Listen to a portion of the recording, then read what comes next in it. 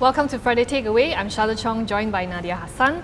Now, this week we see more corporate news coming out from the market compared with last week. They came back from, hangover. Yeah, I don't know how long your hangovers last, but I think it's a pattern, the fact that you will see actually a bit of quiet after New Year's. And then you'll still see quiet up until Chinese New Year, because a lot of companies are now thinking, shall I do this before or should this after? But yeah, you're right. There is actually more in the market, news, so it's not so sleepy. Now, top news of the week: Second Finance Minister Dato Johari Abdul Ghani says Malaysia's economy is okay, and they say that they are not going to recalibrate budget 2017 this year. But having said that, World Bank says Malaysia is among the most exposed to Fed rate hike, and Moodys says Malaysia is most vulnerable to capital outflow risk. Now, the question is, are they reading the same book? Yeah, exactly.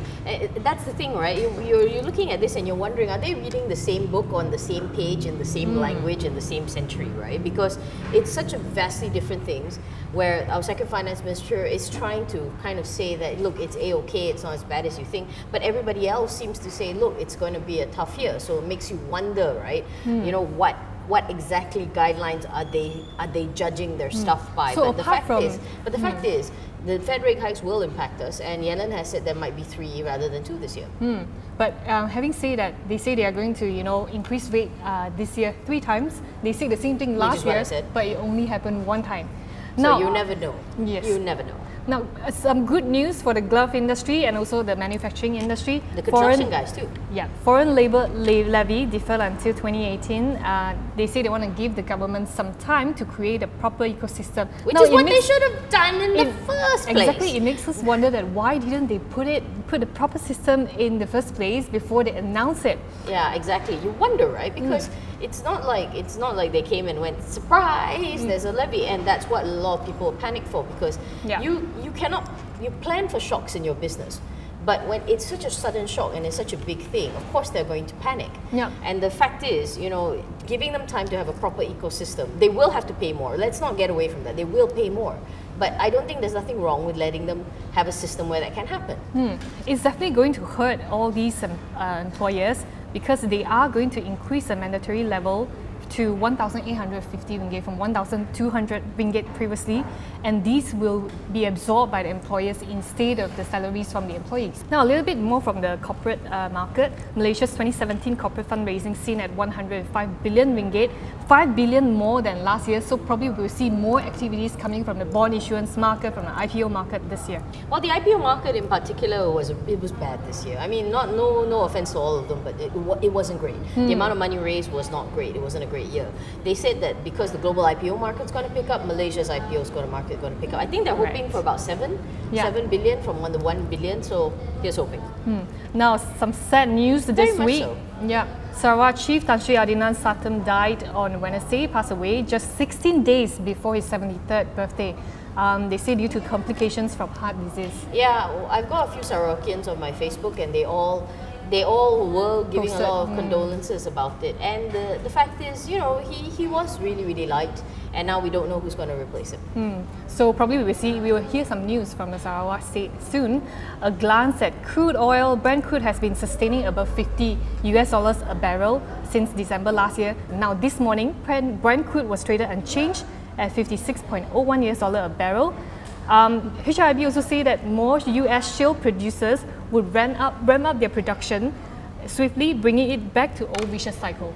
So we'll probably see the old thing happening all over again. Now, take a look at the Bursa Malaysia update, and Wingate KLCI extended gains on stronger Ringgit. Both Wingate and KLCI actually went up this week. Ringgit weakened a little bit this morning, 0.07% at 4.4618 against and these the not greenback. 4.5 yet. So KLCI fell about 0.03%, basically flat to 1,677.2. But it's week on week, it's a little up, but it's hard to kind of say. So as we go into that, we are looking at what stocks moving this week. There's 2 particular smaller counters, but they did have some good movement. Prestariang because they signed an MOU with a little tiny Chinese company by the name of Alibaba. Yes, exactly. Now, it's signed Alibaba Cloud. It's actually a subsidiary of Alibaba company itself, and another Singapore company, Conversant Solutions.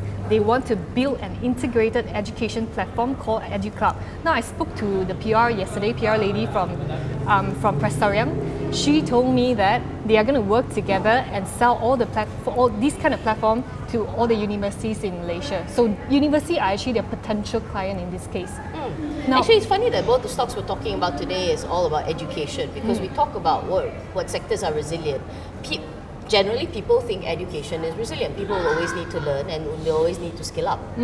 now healthcare too as well, right? Yep. Now 10 a.m. today, it's up 0.88% to 2 ringgit 29 cent. Yeah. Having said that, Prestariang, they have education. They have one university, Unimai, and it has been incurring losses. We are still waiting for Unimai to turn around. They have been saying this since 2014, but right now, third quarter profit down 85% to only 731,000 ringgit from 5 million ringgit in third quarter last year on lower profit margin contribution from software and services. Well, analysts seem to be, they're still positive. RHB Research actually maintained its buy on this company. The target price is 257, so there is some upside still left. Actually, they believe that it would actually help to expand this recurring revenue stream, and it reduces the dependence on government-related services, which is ultimately what you want. So I think which is good because they need to diversify their revenue stream to other means as well. Now let's take a look at the second stock that we are going to discuss, Paramount Corp Berhad. Paramount actually is acquiring 66% stake in a K-12 education group called Wingate Education Group for 183 million cash. Yeah, exactly. So the K-12 education, for those who don't know, because we both don't have kids, so we haven't a clue, is actually kindergarten, primary and secondary school.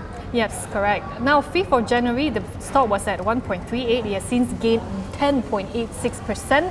Today, it's traded at 1.53 ringgit. Now, Paramount also plans to spin off one of its education assets, the one in Kota Damansara near our office, into a private REIT.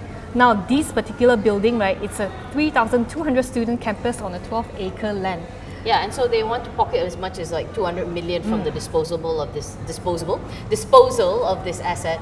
And the real education thing is basically allowing them access to almost 18,000 students that they say that they can move between campuses. And it's the fact that they're paying cash. They say you don't know the impact yet. We'll have to see in the long term. 600 million worth of projects this year. That's what they want to do for the properties. Yes, correct. So that's all we have this week. Now, next week, big news, January 20th, we are going to see President Donald Trump, incoming President Donald Trump. He's going to take over from President Barack Obama, yes. Correct. His inauguration's on the 20th.